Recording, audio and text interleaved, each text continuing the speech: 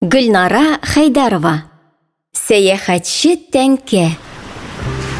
Дулкыннары шаулап торган зәп-зәңгәр диңгез төбендә тәңкә исемле бер кичкенә балык кызы яшәгән. Тәнендәге тәңкәләре ялтырап торганга әти-әнисе аңа шундый исем кушкан. Кичкенә тәңкә әнисе белән өйләре янында гына уйнаган.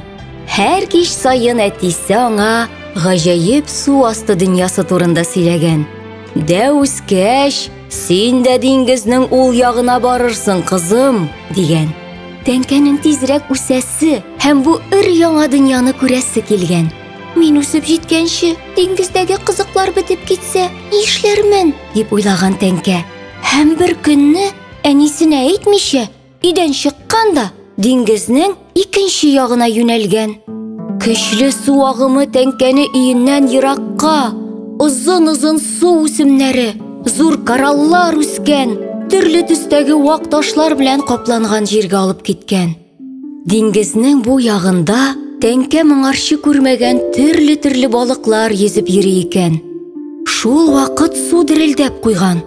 Тукта, бу су түгел, ниндидер үтә күренмәле җан иясе бугай.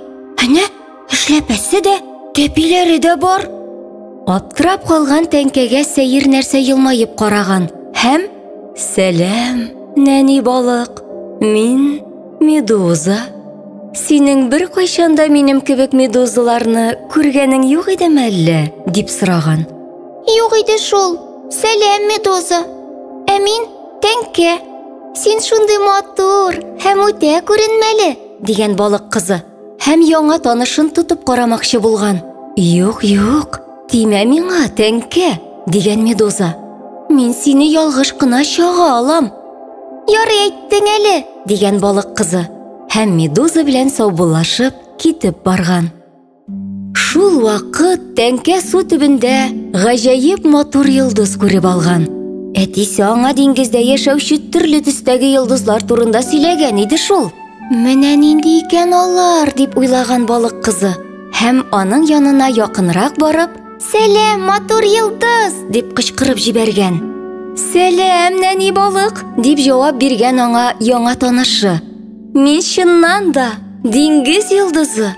Ә син монда бер ялгызың, нишләп йөрисең?" "Мин беренче тапкыр сәяхәт итәм. Диңгездәге кызыклы җан ияләрен эзләп йөрим." "Аларны эзлисе дә юк. Әнә тегендә кар әле", дигән диңгез йолдызы. Тәңкә диңгез йолдызы күрсәткән якка күз салган. Ләкин анда су үсеменнән башка бер ни дә күрмәгән. Ул инде яңа танышына үпкәләргә уйлаган. Шул вакыт су үсеме селкенеп куйган һәм бик күп тәпиле әллә нәрсәгә әверелгән. "Син кем? Нишләп синең тәпиләрең шул кадәр күп?" дип сораган тәңкә аптырап. "Бик күп түгел, бары тик 8 генә. Шуңа күрә мине 8 аяк дип йөртәләр", дип елмайган күп тәпиле бу җан иясе. "Ә син кем? Минем сине монда беренче күрүем." "Мин тәңкә. Без диңгезнең әнә теге ягында яшибез. Монда мин кызык эзләп килгән идем. Инде караңгыда төшеп килә икән", дип кинәт өен сагынып куйган тәңкә һәм 8 аяк белән саубуллашып кайту ягына борылган. Ләкин су агымы тәңкәне өеннән шул кадәр еракка алып киткән, балык кызы инде кая барасын да белми икән. Ул елый ук башлаган. Шул вакыт яңа танышлары медуза, диңгез йолдызы һәм 8 аякны күреп алган.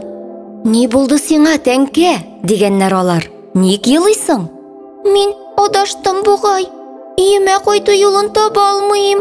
"Борчылма", дип юаткан аны 8 аяк. "Әнә теге диңгез атын күрәсеңме?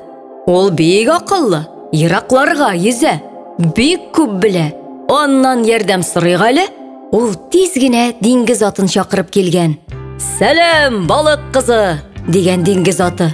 "Минем сине дә, өеңне дә, әтиең белән әниеңне дә күргәнем бар. Әйдә, киттек." Диңгез аты тәңкәне өенә кадәр затып куйган. "Бүтән бер кайчанда ялгызың өеңнән ерак китмә", дигән ул балык кызына. "Без синең яныңа үзебез килербез." "Рәхмәт сиңа, диңгез аты", дигән тәңкә. һәм иенә әтисе белән әнисе янына ашыккан. Аның аларга үзенең мавыктыргыч сәяхәте турында сөйлисе бар бит әле.